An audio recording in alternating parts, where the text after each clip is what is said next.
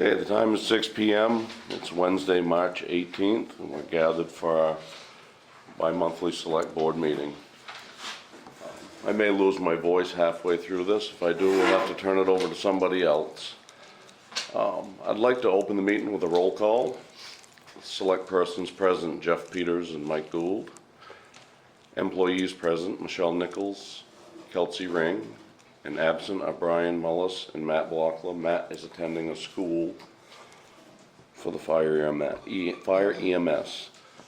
Let's go around the room and everybody announce yourself. We'll start with you, Butch. Say your name. What's that? Say your name.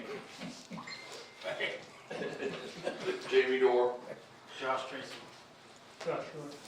Melissa Gethel, Ivor Rose Campbell. Patty Davis, Paul Davis. Orman Gray, Stephen Harris. Christine Nesbit, Troy Nesbet. Tom Vakino. Jacob Nesbet. Okay, let's start the meeting with the Pledge of Allegiance. Please remove your hats. I pledge allegiance to the flag of the United States of America and to the republic for which it stands, one nation, under God, indivisible, with liberty and justice for all.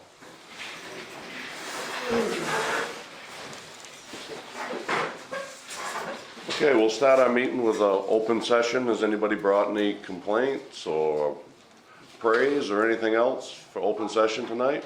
Well, I got one thing. From now on, can we change your rules on, like, if you're being brought up in a meeting, can somebody notify somebody instead of like finding out in the store or whatever? I mean, That you should seems be leg- notified, you know what I mean? Yeah, that seems legitimate. Yeah, that's the only thing I have. I just think somebody should be notified. So noted. Okay, thank you. Anybody else? Go ahead. Just a concern of every season, I believe, even on the way in today, I passed 3 or 4 bags of rubbish on the side of the road.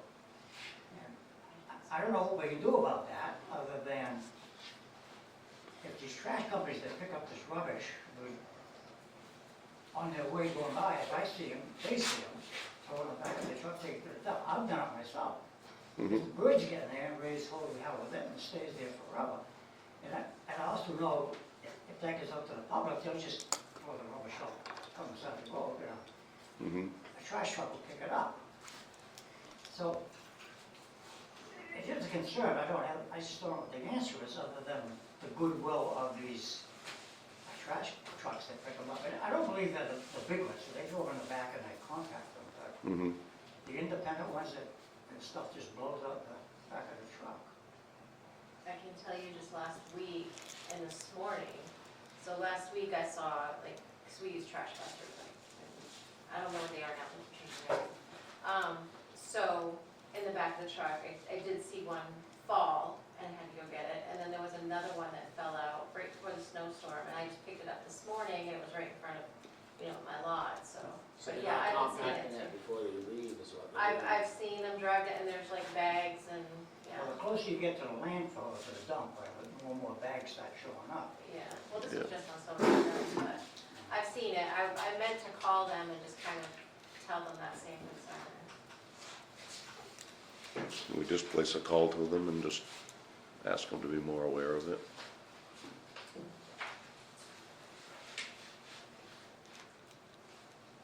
They probably don't even know what's happening, I think that. They probably don't see it. But, like I said, I pick the rubbish up, they could do it. Okay, any other open session items? Okay, seeing none, we're gonna move on. Sign the minutes of the board meeting from March 4th, 2026. If I can find them.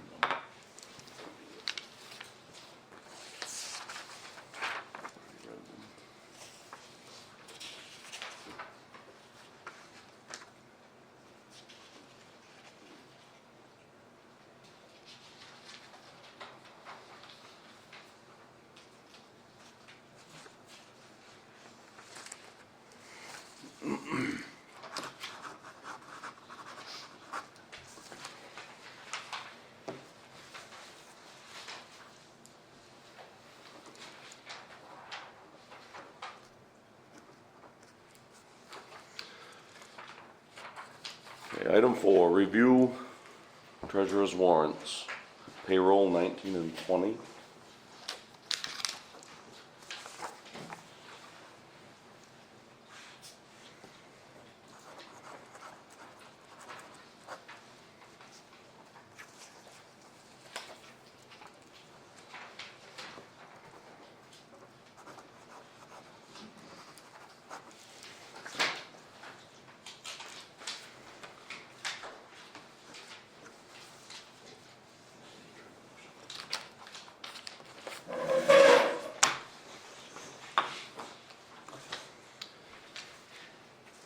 And warrant number 21 is accounts payable.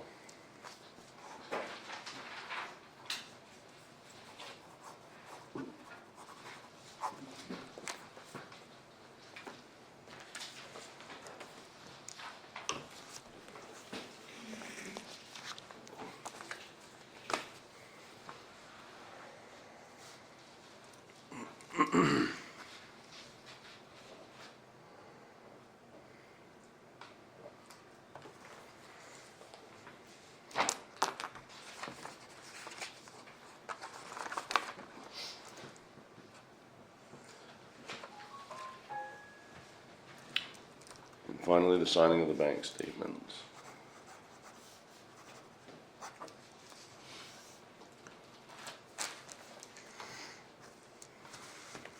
I believe there's multiple pages to this sign. There is.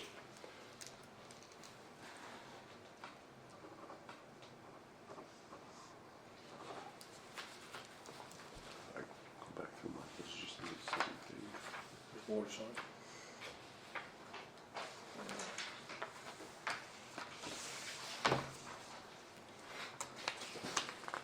Must be after the cancel check page.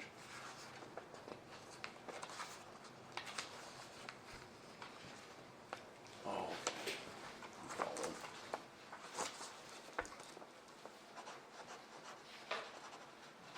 So this is on the actual.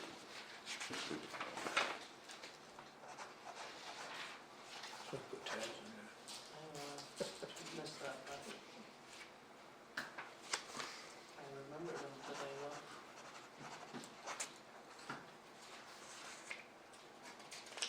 They've got it broken down to each one in addition to what's on the front page.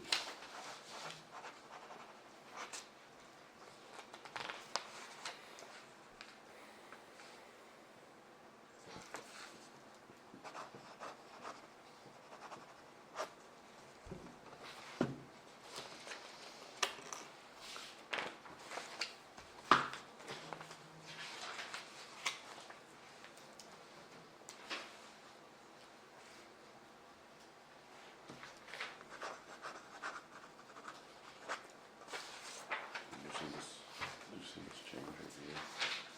It's quite a difference.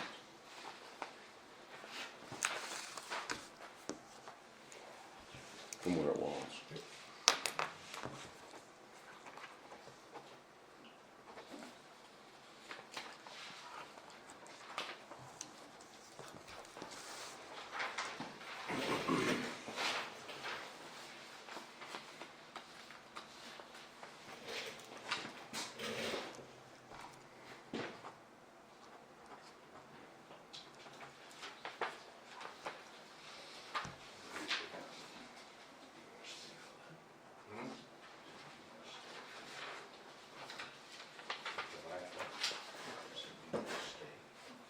Yeah.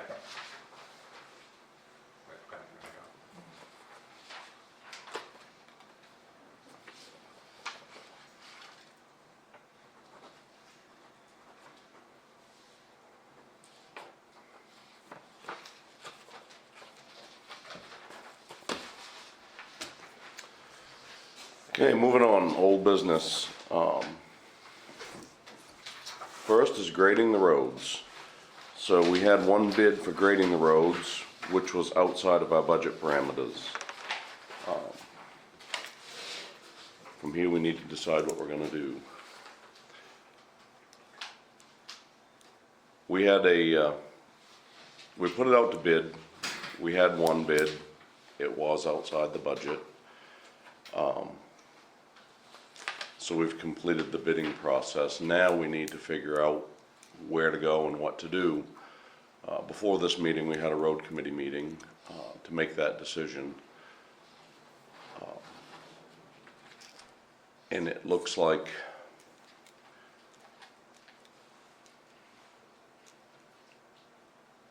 I don't think rebidding it's gonna be an option. I think we're gonna have to just figure out a way to hire it done. Did you wanna speak to this, Josh, as to what you guys thought? I think after talking to the guy that did it last year, he just assumed that he didn't assume I was there for the talk we had last year about how he was gonna get it for this year, and that's why he chose not to rebid it, and he's willing to do it for the same price he did last year, which fits in our budget. Mhm. So, as a road committee, I think that's what we would approve, or we would like to see. Okay. We looked at the bidding process we have, and we did due diligence, we bid it, and it didn't fall within the parameters of what we had for a budget. So now that the bids are closed and it's not gonna work out, I think, I guess the decision you and I have to make is whether we go with our road committee's suggestion on how to move forward with this. So the number last year was 14,000, 300 and, wait a second.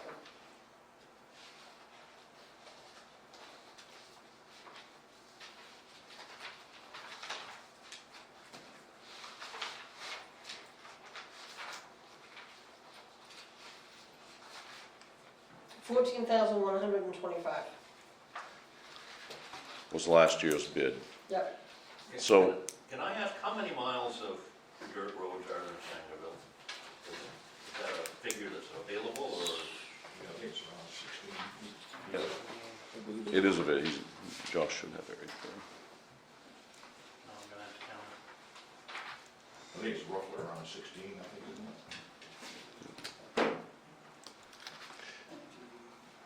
So the roadblock we have is, the bid that we got is outside the budget by quite a bit. We had budgeted for $16,000. The bid we got, I believe, was 24,000, 24,600.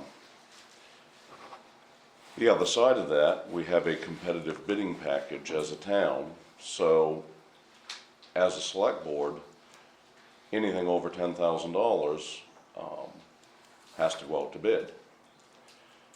So this is the dilemma we have.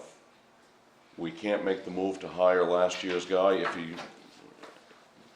if he'll come do it for the $14,000.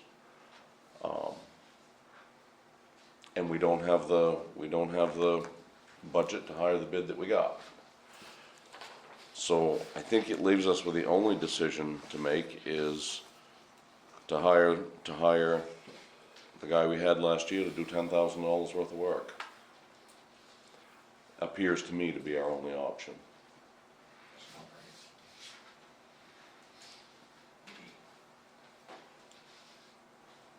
I think it's closer to 16. They don't have the exact numbers, Miles. but Oh, that's, Mileage, yeah. I think total roads in the town is 36, I think the dirt was around 16. So one of the things we discussed in road committee, and we'll just discuss it in public forum, a couple of the roads that will need to be graded are also being prepped for paving. We're gonna do some paving this year. If we skipped those roads, they're gonna get graded for the paving process anyways, and that would pair us back to roughly the 10 grand that we have authorization to spend. I personally would lean in that direction to authorize the spending of $10,000 and get done what we can get done, and leave the roads we're gonna pave because we're gonna be grading them for prep anyways. What is the road committee's thoughts on that? Yeah, I mean, you had 3 days of grading last year on the Lime Road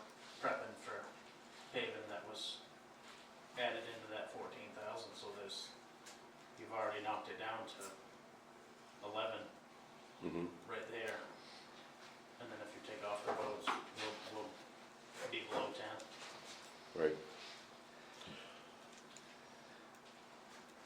And it's my understanding, Michelle, that we're required to bid it out over $10,000, but once that's been done and exhausted, now we're at a point where we can move forward without rebidding or any of I that. believe so. Yeah, that's how I interpret it, make sure you interpret it the same Yeah. way. I did. So at this point, I would make a motion that we move forward with the grading to the $10,000 and exclude the roads we're going to be paving unless they fit in the $10,000. And exhaust the $10,000 that we're authorized to spend. Second. Any discussion further on it? Anybody have any discussion?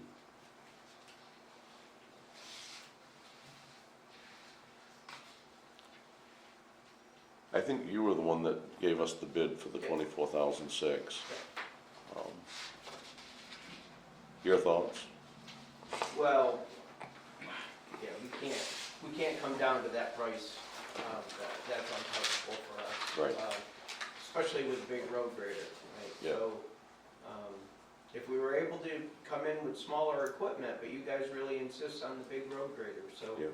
if he can do it for that 10,000, I would jump all over that, that's a good price, so, Okay. more power to you on that, yeah. Yeah, I wanted you to have a You complete, have my blessing. yeah, I wanted you to have a complete vision of what we're doing and why we're doing it. Yeah, it makes sense. We're certainly not culling you out for any other reason than money. Right, well, you know, those are expensive toys to run with fuel and mobilization. It's 30 feet long, so you have to go down one pass on some of these roads and then back it all the way up, and you're going a mile an hour, mile and a half. So it takes time to eat up. Right. Now, reducing the roads and everything, see if you throw in all those roads, it'd be great but if he does it with a grader for that price, that's Yeah. really fantastic price. You can't go wrong with it, so. Okay. Any other discussion, anything from you guys on the road committee? Okay. No further discussion, let's put it to a vote. Motion is voted through. Okay, moving on. Troy Nesbitt property, Route 23, and Michelle, you have that. So, as the snow goes away, we still, you can start seeing more and more stuff on the lawns. We continue to get complaints concerning this property. Now it's on both sides of the road. We have a 2024 tax lien on the property across the street from Troy's house. I reached out to Mr. Abbott, the last known phone number that I had for him, and he was on the original ownership as of 2024. I wanted to have the right address for him, so I reached out, told him what was going on, that I needed to just confirm everything, and we got into a discussion of the lot, and that it's not in compliance with the property maintenance ordinance. He came up the very next day, brought his deed, but I showed him the 2 deeds that have been recorded since that one, showing that he was in ownership of those 2 years, just the 2024. I got his address, so when we need to send him notices, we can actually get the notices to him. The other problem with this property is that we had fines and we went to court for the property maintenance with the idea that Troy had a buyer for the property. We were going to reduce the fines and penalties so that he could sell the house. We understand now that he has a renter in the house. So the question is, do those fines go away? Are we back to the original agreement and fines and stuff? I reached out to Rudman and Winchell, our lawyers, and they are looking into it. They're preparing a notice of violation, and they plan to reach out to Mr. Nesbitt. And that's as far as I have gotten so far. May I speak on that? You can. I talked to Lance for about half an hour today. He says my land across the road is not against the ordinance. He says I'm fine over there.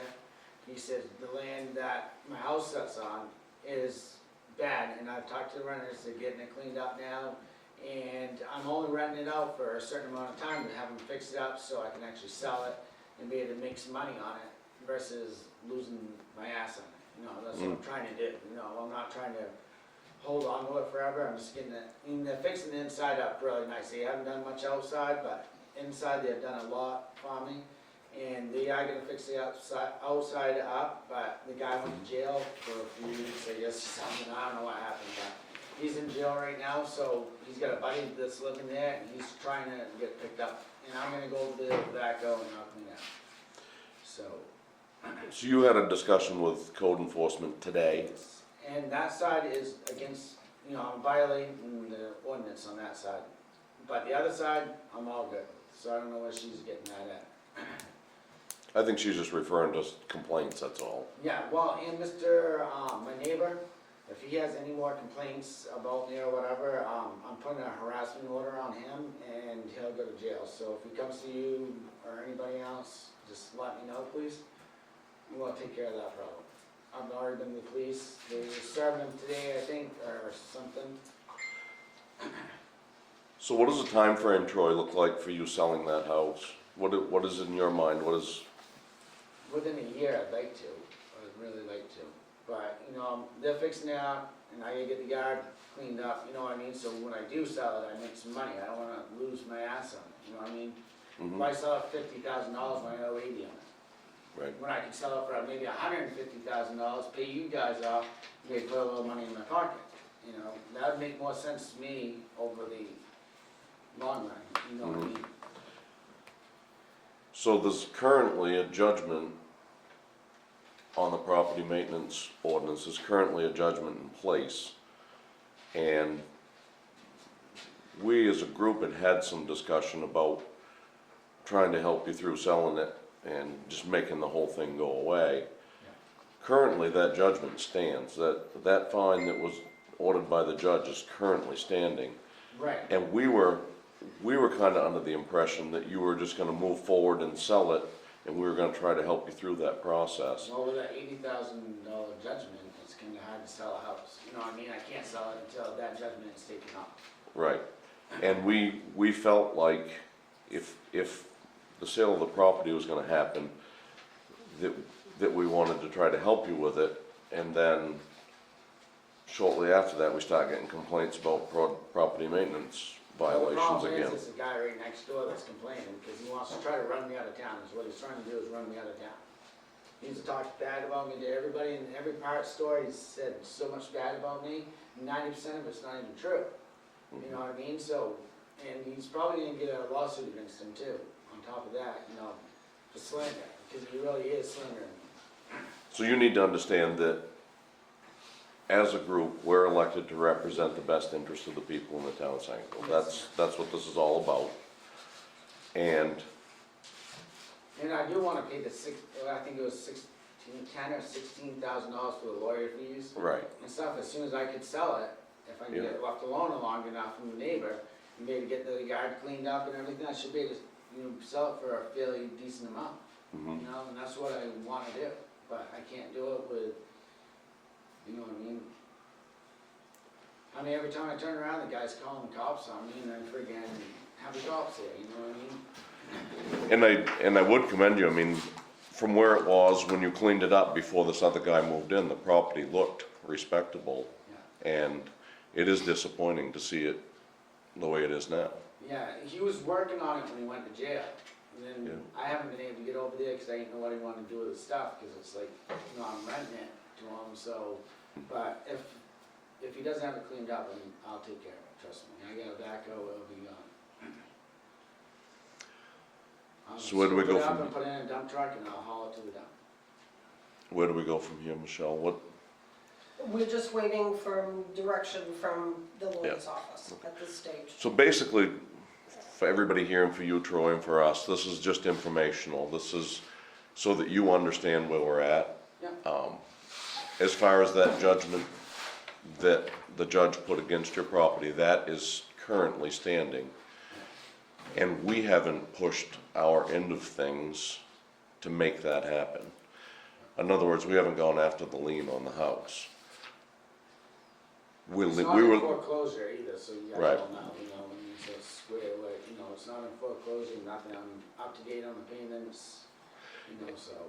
and we understood from you that you were gonna move the house, and it looked like a viable option for everybody, and that's why we expressed a willingness to work with you on it. But the other side of it is, now we're fielding complaints about it again, and these people that we represent are upset. And One it's, person especially. it's not just one person, there's multiple people. And it's our job, or we're elected to represent the interest of the people, and here is where we're at. Right now, this is informational, we've looked at our side of things to see what we need to do, and you're quite informed now as to where we're at. That's why I come, I just wanted to find out what was actually going on.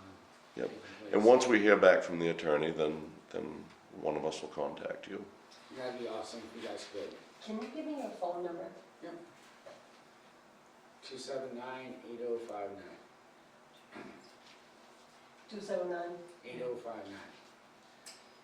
Okay, thank you. Because I did talk to Lance today, earlier and stuff. It wasn't even, I didn't even know about the meeting or anything, but I talked to Lance. He didn't tell me about the meeting either, but I saw it in the store and, I talked to him about it and stuff. He said my land across the road is not violating the ordinance at all, so whoever says that. We haven't had that discussion with Lance at this point. I mean, we fielded some complaints over it, but we haven't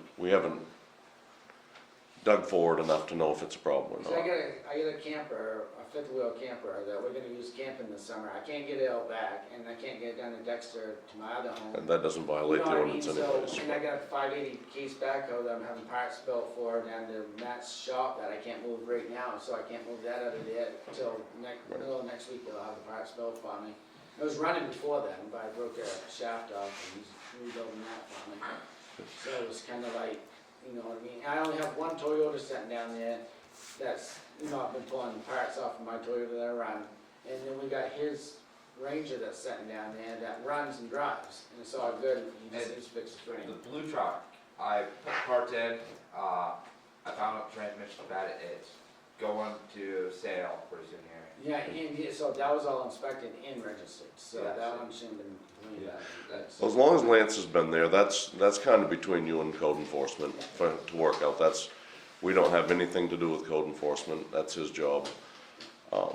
And this is just on the agenda for informational that the subject has come up. We are addressing it. We've talked to the legal team that was working on it. And we're just trying to represent the interest of the people so that you know, and now you're aware that we're working on it. Yeah, and like I said, across the road, my trees, my firewood there that's sitting down at the end of the road is really against the ordinance, a few tractors and stuff like that. I have some farm equipment I have sitting down there instead of having it out back. Yep, and that's all My between, motorhome I have for storage. I don't know what the problem is with the motorhome, but I have that for storage down front, I just got paid 20 grand for it, because I ran into it the other year, so it's not junk. It's Yeah. got 440, price so of motor. what you need to do is you need to just work through that with Lance. Like I said, we don't have jurisdiction over any of that, so none of that really matters to us. But that's a conversation to have. If Lance has been there today, that's good. He's doing his job.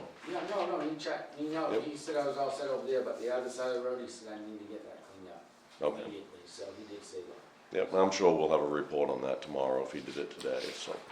Well, very good, Troy. We're gonna move on. And thank you for coming in, Troy. Yeah, thank you, Jeff. Just the next time, if I can just get notified, She's got your phone number now. That can happen. Thank you. Thank you. See you later, man. Have a good one. Okay, moving on. Item C, Fire Department's 2015 Freightliner. And again, I think this is just informational. It is, do you have his report? I had a discussion with Matt, I don't have a report, but Okay. I had a discussion with him about it. I'll give you his report. Yeah, and we'll read this back when we get to his report. So the bottom line is our 2015 Freightliner, which is one of our frontline trucks, has a check engine light. They had somebody read the codes, it's got emissions codes in it. They've cleared the codes, and it's got some DEF codes or some emissions codes, and I think this is not the end of it, so we need to figure out how to be prepared for it. He wanted us on the same page. He's just waiting for those codes, or those lights to come back on, so they cleared the codes, and they keep taking it out to see if the codes will come back up. Mhm. Once they come back up, he said he can then call Freightliner and take the truck down, to have Freightliner look at it. The codes it's got, I think it idles a lot, it's got 15,000 miles on it, I think the screen is plugged and it'll have to get burnt out down to diehards or something. But, something we can prepare for. Yeah, it's like a Massey Ferguson, that's right. Okay, moving on, item D, town meeting, luncheon, and town reports. So, Kelsey sent off the final proof, for the town report, hopefully they'll be here on Friday. The girls, we met with Kathy Willie, Diana Bowley, and Darlene Burgess. They have pretty much taken over everything for the luncheon. They didn't want to meet again to go over anything, so I think we're all set for the luncheon after town meeting. We're gonna pick up the key 2 days ahead, and hopefully that Friday night we'll have the fire department set up the hall, so we'll be ready to roll.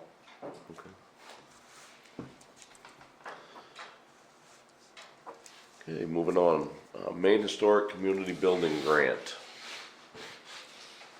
So, we got word from her name that I've been dealing with, it's Erica Webb. And she told us that we didn't get the $250,000 grant for this round. There's more than one round that we can apply for. She did send us an email telling us different things that we could do with our application.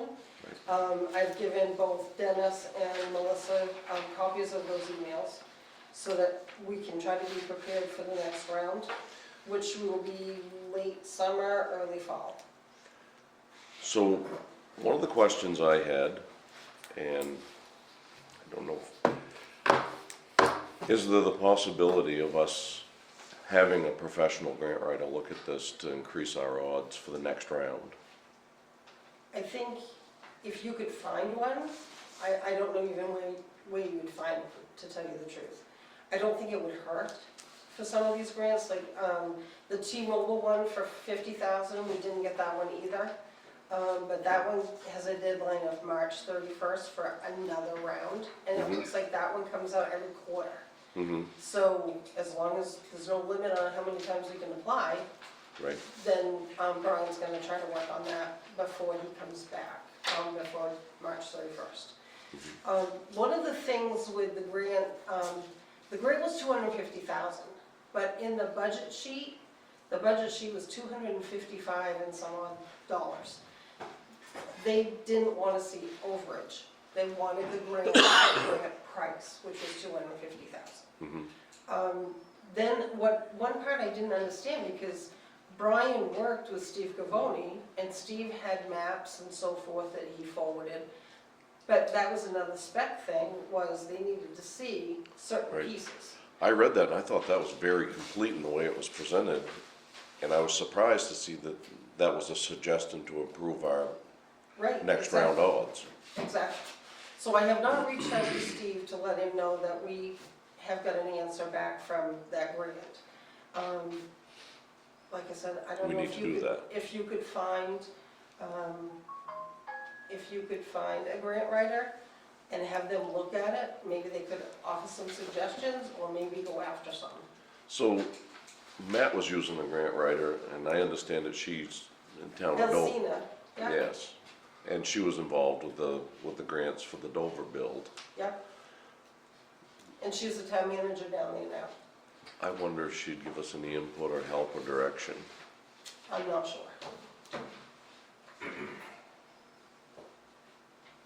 I think that would be worth an ask. And maybe Brian's the right guy to ask her. I don't know. Maybe, I think, I'll reach out to him. I'd like to figure out what it takes to improve our odds for the next round of this 250,000 and for the $50,000 one. Well, and Erica was also gonna get back to me, I haven't heard yet, as far as how many times can we apply for the 250,000? Till I the don't money's know. gone is my understanding. They're gonna do rounds until the money's spoken for. So, That's how I understood it when I read it. well, that's what I thought too, until we got rejected, so. Right. Has anybody in the building committee got? Dennis, you're hiding, I can't even see you. Don't like hearing no. Well, part of it is laughable. Basically, where we're at is that we just got postponed a year, the way I see it right now. I've gone through this stuff. Originally, when our committee was talking of doing something with the town hall, we were told that we locals didn't know enough to know what the building needed. We needed an engineer to determine that. Right. Okay, so we hired an engineer with experience in historic preservation. And what they're saying now is that we recommend a historic preservation specialist conduct a condition assessment of the town hall. Basically, what they're saying is they don't think Steve knows enough about the building to know what it needs. Or he hasn't presented enough to them to make them believers. One of the two. Condition assessment will provide a scope of the work to move forward with the most urgent preservation and restoration project. We know what the most urgent one is, it's the foundation. Foundation, right now. that's correct. And there's no doubt about that, but they're not taking Steve's word. And I looked online, okay, how many historic preservation specialists do we have in Sangerville? Well, I didn't find any. I looked online and they list a whole bunch of engineering firms like Steve. Mhm. Those are the people who do that kind of stuff. They're not taking his word for it. The other thing that gets me, this 25% matching fund, they say it can't come from the town. So we need $62,500 that comes from somewhere out of thin air. And it can't be in the possession of the town before we receive the grant. And basically, if we did a fundraising program and the women of Sangerville sold $62,500 worth of brownies and got the money, if they turned it into the town, then that's not eligible. Right. If one of them puts it in her nightstand and holds it until the magic moment when we receive that grant, and then all of a sudden pops up and says, okay, I've got the other matching part, that's okay. But we can't have it in hand beforehand. Now, whether we can pick up another $62,000 somewhere and channel it through the historic committee, through their 501c3, I don't know. We've got to pursue that a bit. But it's kind of a funny way of going about it. We went forward with this knowing that we had that money in backup to do that. Right. And basically what they're saying is if we have that money in backup, then we can't qualify. And when you read the original, I saw this letter for the first time today. And when you read the original parameters for application for this, when the state approved this money,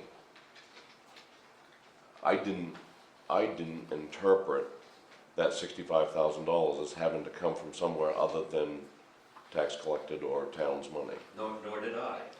I absolutely did not interpret it that way. Well, I didn't either. So- And some of the things that, they said, well, the grant application, we're asking for more than $250,000. Well, okay, just knock that figure down, you can write $5,000 off that, that isn't gonna change that much. Hmm.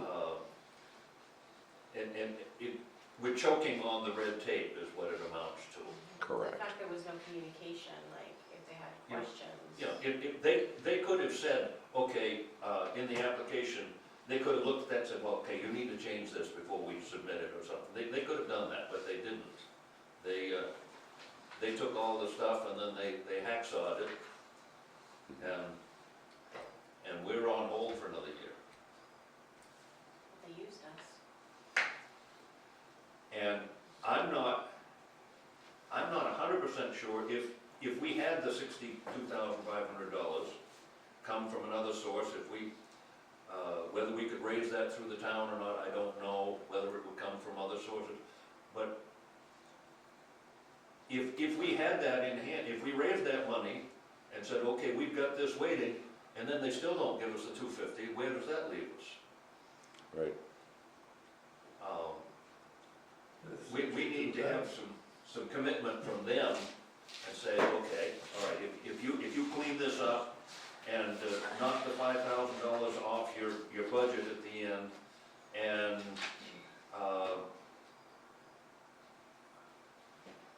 we ought to be able to get an A-OK or something, you know, Right. rather than a flat, no, you don't qualify because you put the wrong numbers on the paper. It would be interesting to see where the money in the first round went. And look at the parameters that it was divvied up under. Yeah.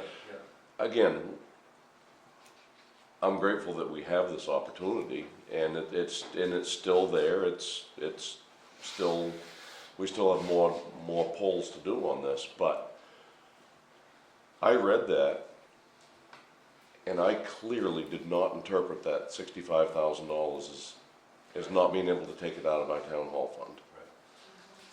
Maybe we find out who won and then ask them questions. Yeah, I find it hard to believe that there were a bunch of other entities like us in the state who could jump all of those hoops and get cleared on that. Because we had preliminary work, we had the engineer, Right. we had our ducks lined up pretty well, I thought. I mean, we specifically hired an engineer with historic preservation experience Exactly. And for that reason. And they're saying, well, we want somebody better than him who knows what the building needs. Because they're not understanding what, they don't think either they don't think he knows, or he didn't communicate it to them, one or the other. I feel like I have a little bit of gray area there, and that $62,000 and where it comes from, I'm gray on that, for sure. Yeah. I come from a background of raising money to do projects like this, a lot of it. Hundreds of thousands and maybe millions over the years. But in a church setting. And in a church setting, I could immediately say to a congregation, okay, we need to raise that, and we could marshal our forces and do that. I don't know if you presented to the town of Sangerville, okay, we're up against the wall, in order to get that $250,000, we gotta raise $62,000 out of our own pockets and have it sitting in a slush fund somewhere until the grant comes. I don't know how the people of Sangerville would react to that.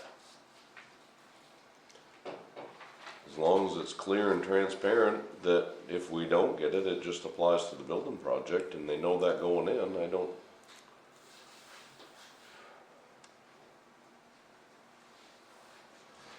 I don't like the idea of raising money and not putting it in an account earmarked for the building, you know, put it in somebody's nightstand, as you say. It doesn't make sense to me.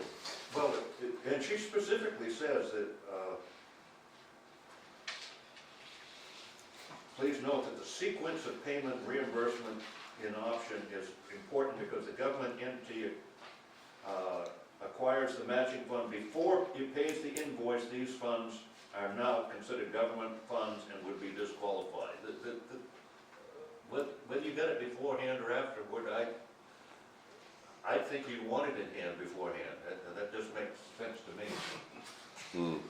It's almost like they don't want you to raise it until after they have given you the money. That makes no sense. I'm not sure where the magic moment is to say, okay, now you give us and we'll meet you at the steps of the courthouse with our share. I don't know what that Right. magic time is. I think this needs to be more than just a letter, it needs to be a conversation, Yes, I agree. and I think that's where you start. Yeah. Well, who's gonna do the conversing? The chair of the building committee, maybe? I can't talk to Steve. Mm-hmm. He needs to be involved with it. We certainly can make that all happen. Well, The building I'm committee, willing to be involved, but if I'm not allowed to talk with Steve, then that doesn't work very well. I don't see any. Steve doesn't know about this yet. No, I haven't reached out to him. That's step one, is reaching out to Steve, letting him know where we're at. And I think it would be advantageous to us to all sit with Steve and figure out what to do with this. I was gonna say, maybe what we should do is, get together as a group and then maybe call Erica, see if she's available. With And- Steve sitting in the, With Steve's. Same yeah, conference with the- call. With the board, the town hall committee, the selectmen, engineer, the engineer, and get her on the phone, find out exactly what it is that we need to do. I personally like to sit down and talk with people eyeball to eyeball on things you're not gonna like do this that with a instead of- state employee, I don't believe. He's got a license, don't he? This guy have a license that kind of did, Oh, yeah. Oh, yeah. so why isn't his license good enough? They They want they a resume, they want an attached resume. An attached resume. Which I Paul, got. you got a question? I was just sitting here thinking, I'm trying to remember how we handled the Abbey Fowler School. It seems to me we turned it over to the Historical Society, Sold it to the and they applied for the grants. Brownfield grant, that's just out of the school. And then when that was done, the society gave it back to the town.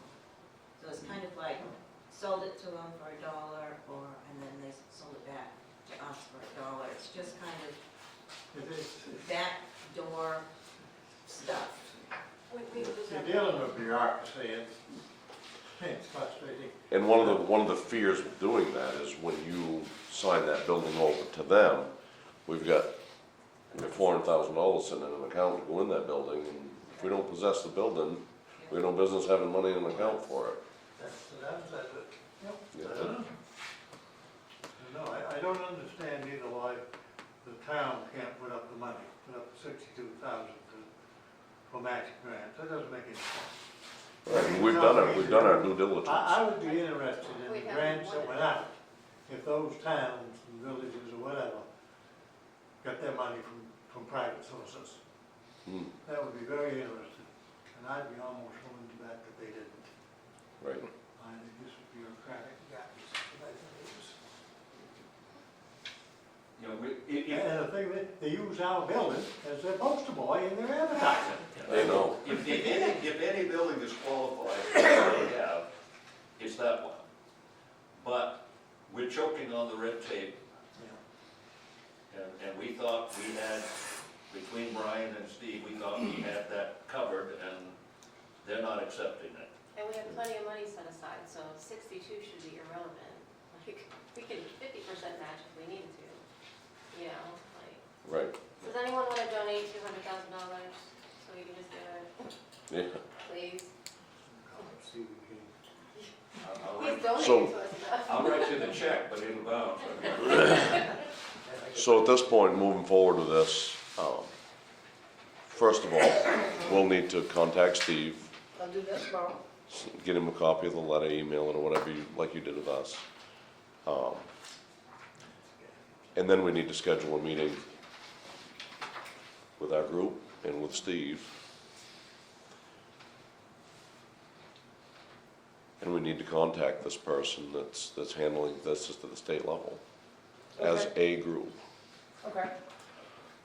So I'll check That way with she'll Steve. be able to tell him firsthand what she needs from him for a resume, and what she needs from us, and how we're supposed to do it. Where's the gaps? We've done what we were supposed to do. We knew there was matching funds, and we put those funds in place for this grant. I think we've been over backwards to do what we were supposed to do. Correct. And the other side of it, and I read this, and in my mind, the state of Maine's a pretty large area with a lot of needy population. And, it may just be a matter of we didn't get pulled the first round. I don't think we'd have got that letter if that was the case. But we also led to believe we were way up here on the list. But they used the picture of our building to promote the thing. You did? Should be a charge for them. We'll charge them $250 for that. Charge them $62,500 for it. Right. I wanted to do it for town to give the money to the historical society, maybe the private entity. That's a very good idea, Paul. I don't know. There's We got to talked be a way about- around this. It's playing games, it's playing games. As long as we can play the game transparently so that everybody knows what we're doing and we're not violating any laws, I'm fine with that. Oh, well, no, that's fine. So any other discussion on this? We don't need any motions other than we need to make contact with Steve tomorrow and we'll get a follow-up from him. Right.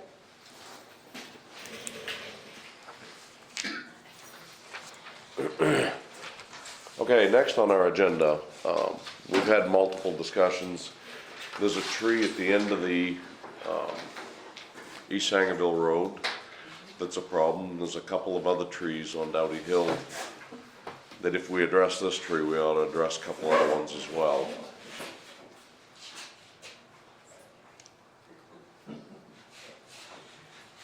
What does the process look like as far as, we've kind of determined this tree is within our part of the right of way.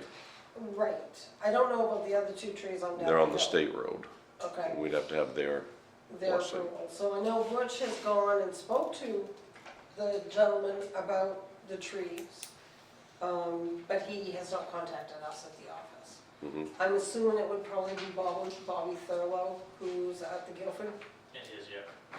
But I don't know if they have the authority to do it from there, Right. do they, to make a decision? I thought I had to- If he has money in his budget, but I'm sure he's been out to look at it, he just probably hasn't, they have to put it in their schedule too, Mhm. so. So, the tree at the end of East Sangerville Road is in the right of way for Sangerville and for the state both? No, not the state. Not the state, So it's only an hour right of way? only our, Okay. 20-some feet, draw the map, really. You got a map somewhere. So I believe that Brian uses Ingstrom Tree Service? Mhm. Now that, we still need to contact the landowner too, just so they know what's going on Okay. before we cut the tree down. But if it's in our right of way, it's our right to take it down, I think. if you're gonna contact them, the only thing you need to contact them for is to ask them if they want the firewood. That's probably gonna have to fall it in the field, I would think. Oh, it'll come straight down. It will. More Yeah, of a safe, they'll want the pieces, just bring it straight down. more a safety issue that somebody gets killed there and they go. Well, there's a leaner hanging out You like that tree? on the state road side. Oh, yeah. Yeah. Town's been I notified, think your wing has bounced off it a couple times. probably has, but if the town's been notified of something like that, this is a bad accident. A couple of them. Yeah. The town's gonna be liable. The Yeah. town's gonna be liable. I guess just call Toby, ask if he wants any firewood. Okay. I'm sure for There's plowing. There's one right in front of the farm that's, The one in front of the farm's worse than that one. it is, And we probably ought to do them both at the same time. and at the very least, you take the big leaner off that one. That one broke right in half, Yeah. hanging out over the road. Oh, yeah. So I think we notify Toby and let him know that we're gonna take those 2 trees down, and ask him if he wants the firewood. Okay, See where that conversation goes.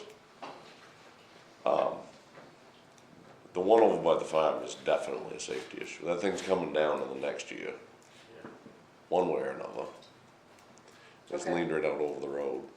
so I we'll can't call, believe both of them didn't break big pieces off. That last wind, I know, okay, so I'll give him a call tomorrow. yes. And then if he's okay with it, call Ingstrom's and get him, And schedule it to take it down. okay, Do we need a motion to make that move? probably. Yeah. That's just part of the road commissioner's duty. Yep, You've got the road commissioners, at this point, you're not selecting your road commissioners. yep. Okay, That's how I would look at that. I mean, Yeah. do it however you want to, but that, I mean, if you're gonna do that, then every decision you make as road commissioner, you're gonna have to All right, approve right there, and you're gonna be doing a lot of approving. all right. And I have driven out, I have looked at them both, and I agree with Butch. I agree they're a safety issue, a public safety issue. They are Yeah. a safety issue. Okay. Michelle will make that call tomorrow. Thank you, guys.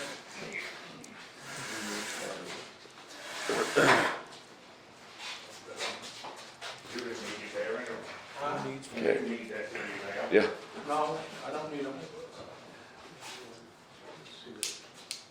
okay, moving on.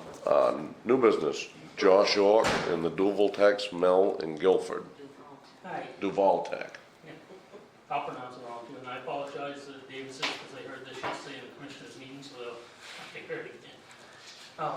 So there's been some major contamination found up there, and of course, it's upriver, everybody downriver is affected, so this affects Sangerville also. My major concern is the more I dig into this, the more I'm finding they're not really letting people know beyond what they have to let people know. Like for example, they're doing testing both sides of the river, some of the houses, but they only go into the house they need to test, subsoils. And then if they need to do an air quality test, they'll schedule that. If they find that that's bad enough, then they have to go to the next one, because that's what DEP tells them, so they get the readings down. So they're not really sharing this, and if you talk to the Duval Tech rep, of course he works for them, they're kind of downplaying this, but conversations I've had with other people that have found out about this and done some research also, could be a potentially big thing. So the chemical that they're really looking for and concentrating on, and I will pronounce this wrong, but it's called, the abbreviation is TEC, was trichloroethylene. So it's an industrial cleaner solvent. And they have I shared a bunch of information with Michelle and Kelsey last week. She copied a bunch of stuff. it should be in your Yeah, packet. I saw it in the So I packet. don't know if did I give you a copy of the letter from DEP to them? Okay, Yep. good, because if you read between the lines on that, they don't come right out and say that they were intentionally underreporting any numbers or anything like that. I mean, if you read between the lines, that's what it says, I'm sorry, but if you read the letter, it doesn't accuse them that DEP to Duval Tech. But it said in 2016, they went into this voluntary self-reporting to DEP where they do testing, report the numbers to them. Now they're in the process of trying to sell the property, so a potential buyer tested independently, so their numbers came back way higher. So this triggered an investigation by DEP. So now the DEP is making them do all this other testing of the river, the houses beside the river, both sides. And like I said, and they're finding this chemical, they have a mitigation system that supposedly solves the problem if it's in houses, but it's a little unclear if it really will. So is this an airborne problem, or is it a in the groundwater problem?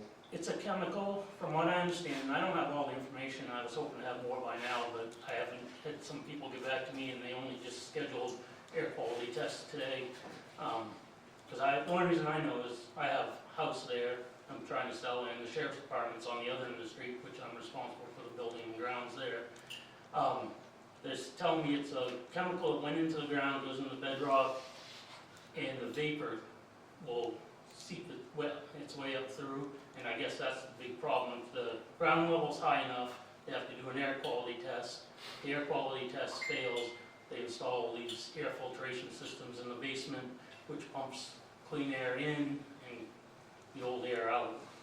So, I wonder what it does for our public water system that's a quarter of a mile downriver from there. I would be concerned about that, because I actually talked to Northern Maine Poison Control Center, and they were asking if it was well, if people thought they had well water or town, I said town. But he said, well, if it was well, you might want to test it, and then he asked if we could get vegetables, and I said, yeah, my wife did have a vegetable garden, he goes, that's probably not a good thing. So, yeah, if there's a well, if there's water for the towns anywhere near that, it's probably worth having tested. And I don't know that they're going to do it or push for it, because like I said, they're trying to, it sounds like they're just trying to keep it as quiet as possible from what I'm seeing, and do only the testing DEP requires, so they can sell and get out. See, I can't believe like your place can. Flood Bay 7, Mm-hmm. I mean, you guys just flooded out, Yep. all the way up there. And like Dad said, he dumped barrels and barrels and barrels of stuff out of that mill. They told him to dump. That's what he did. You know? Yeah, So River Street, right there, the one goes behind the ball field, gets flooded if the river Right. sneezes, you know? They told my neighbor next door, because she asked specifically, she asked me even more questions than I did, if they tested that and what they found. The Duval Tech rep said they tested it, it's fine. I find that one really hard to believe. So, yep, like I said, I told her the same thing I tell you, they represent Duval Tech, not the people, so they're gonna right. say whatever. You had a question, Paul? No, not a question, just a comment. When I was in the Senate, they reclaimed the town of Corona. They went down 17 feet below the riverbed before they ran out of poison. Just to give you an idea. And the Superfund, they spent $45 million cleaning it up. And that was probably about 15 years ago. Yep. And I would bet you anything that river was full of poison. People are talking about it, because I was in the grocery store and the ladies are concerned because they own homes that are right next to the river. You used to be able to tell what color cloth they were making because of the color of the water that was going down through the river. And Duval Tech wants to sell it to Nature Conservatory. Right. And they want to take that dam out. Nature Conservatory is not going to be interested in that building if it's contaminated down 12 feet. Say nothing about people's wells. I lived at that, my bottled water. We do anyway, but Yeah. I would drink water out of that place. That goes right to Howland. So, yeah, I could tell you a story about that. I'll save it. When the I remember conversation, the 87 flood rolled Yeah. One of the conversations I had, I was told whether this is a fair or not, that the nation and the conservatory is not interested in buying at this point after their testing. Yep. They don't want to be That's the responsible. first dam they don't want to take out. Want to take out all the rest of them. Yeah. So the Sherman. I think it's important people know and they're not sharing. Bill Birdie told me, and I knew the town meeting was coming up, so I didn't know if that was anything you wanted to say there to the people. I was told the Guilford town meeting was Monday night and nothing was mentioned by the board or the town manager, and they know. Yeah. Only, they knew accidentally because they weren't informed by Duval Tech either. They didn't even tell the town of Guilford.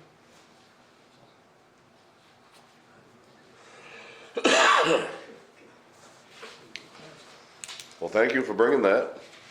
It's now public knowledge. So in this one in the commissioners meeting yesterday, I would hope some people know anyways. Right. Okay. Item B, new article and signing of the warrant for the town meeting. So you have 5 copies of the warrant there for you to sign. The article that you wanted to add is listed on that. I don't know if you want to read it in the meeting, or if you just want to sign the warrant. Yeah. Yes. When you set the time of town meeting, if you're gonna have a meal afterwards, Town meeting usually lasts about an hour and a half. Okay. So if you start at 9, you're done at 10:30, and if luncheon is at 11:30, Okay. timing doesn't work all that good. Noted. People leave, and go home. Yeah. The ladies work hard. We did, last year we did it at 10, didn't we? I think so. I What? think so. I didn't 10 change it meeting. on the front of the report. Town meeting. No, we did it 9. It was I nine believe it was last nine. year. That's why I didn't change it. Did we have a meal afterwards? I can't. Yep. Yeah. Yep. Yep. You know what I mean? We'll drag it out best we can. That's the first time we done it in quite a while, I think, last year. We'll get a new selection, so they've been talking for a while. There you go.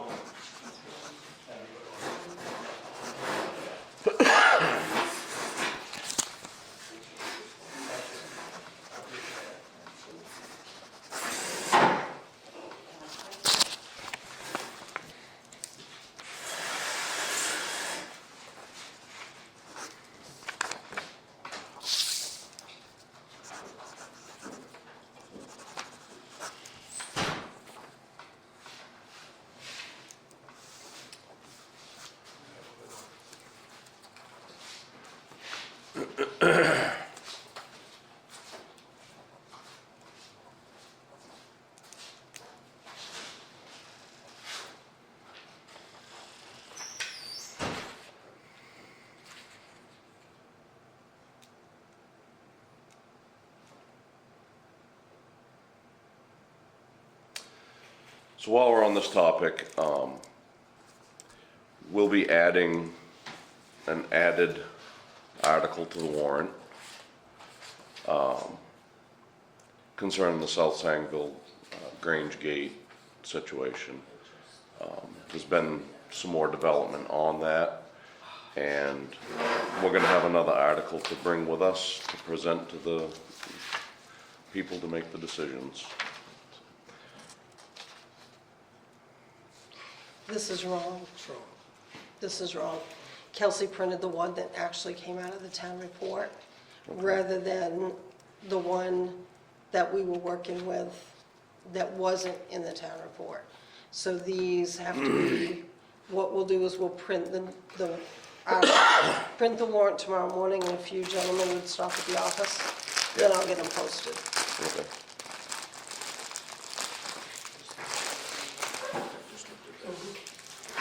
What's that? Last night, it's I can double check it. No, I just, I knew we changed, that's when, our last, Yeah. so I was like, all right, is that?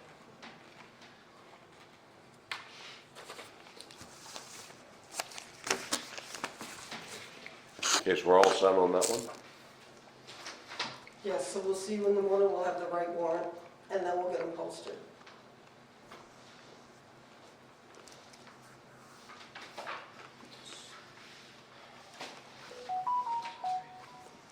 Okay, so we'll move on to item C. SAD 4 board member. So we're gonna have 2 board members actually do this year. Kelly is not gonna run again. She called the office and let us know that she just can't this year. So we'll need 2 board members. Okay. For a full term or? For full terms, yep, right? Yeah, 2 full terms. No, it was Kelly's term up, was she? Yeah. Yeah. She is. Yeah, she just isn't gonna run, and she wanted everyone to know that.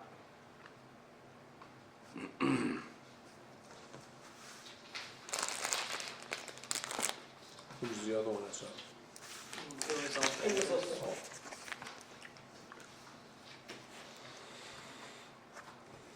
Okay, item D is solar company AEGEF.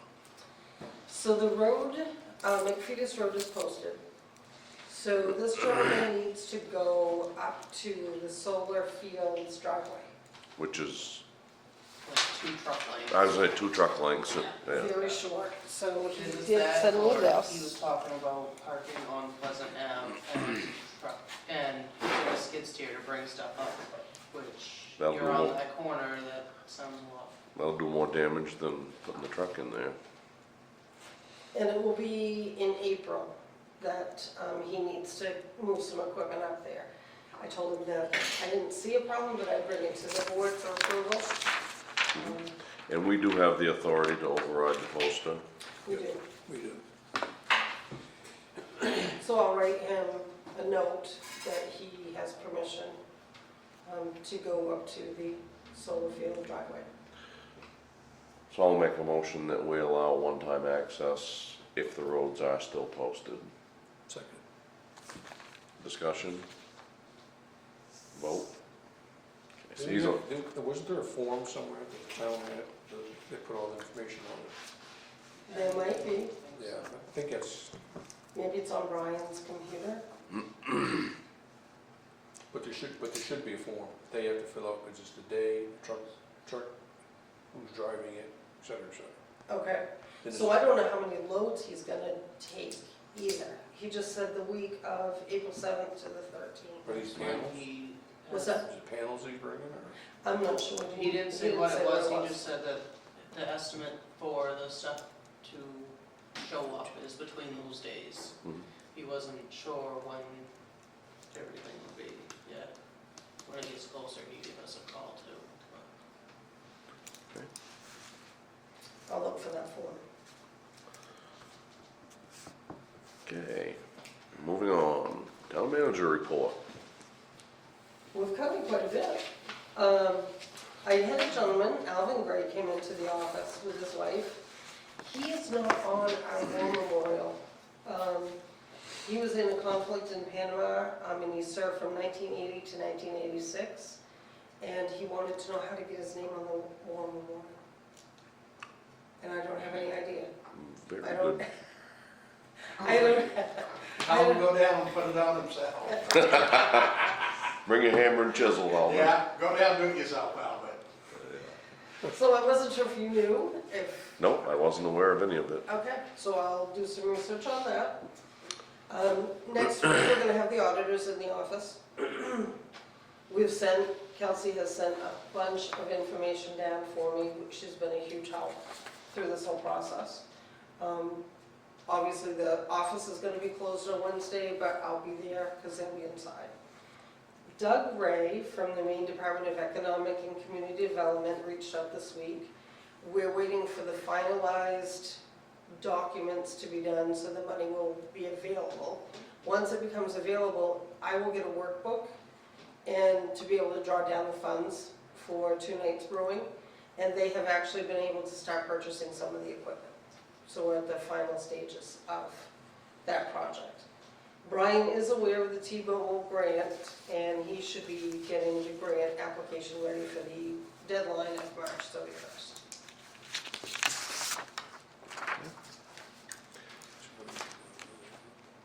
And I kind of, number 5, I kind of addressed already in the meeting, so. Okay. Moving on to the road commissioner's report. I fielded one complaint on the Goff Road, a very polite complaint, which seems to be a theme. The issue with the grading, the grading actually being outside our budget, was addressed in a road committee meeting just before this meeting tonight. Decision was made to move forward with last year's contractor and spend the $10,000 we're authorized to spend, and do all the roads that we're not planning on paving, and if there's enough, we'll do them all. I think Mike has been responsible for the bump signs. Yeah, those are out. I mean, I'm not, Did you want me to take them back up to the I garage? brought them in to give them back to Oh, okay. Michelle, but, yeah, so all of the major bumps got a poster, small ones it didn't bother with, but. All of us, Mike, myself, the road committee have spent some time driving the roads, and this is kind of going to be a rough spring, I think, but I thought the roads looked really good. I did some of East Sangerville today, and was actually pretty pleased with what the wind did for the roads this week. Yeah, driving. That wind was a good thing. drive to Flinders Road up to, Gray Road. Yeah. I haven't been up there, I went Yeah. through Flanders Hill and it Yeah. went good. No, I didn't think they looked too bad either. That concludes the road commissioner's report. And we don't have it listed, but I will give, Matt gave a fire chief's report, so I'll insert that and read it right now. So Matt's fire chief report, EMS update. The only change in EMS project since the last select board meeting is that I have gone ahead and scheduled facility inspection with Maine EMS, and that has been completed. The application and all the other applicable forms have been submitted, and at this point, we are just waiting for Maine EMS approval and license to be granted. Apparatus update. We have a check engine light on the front line engine truck, which we've already discussed.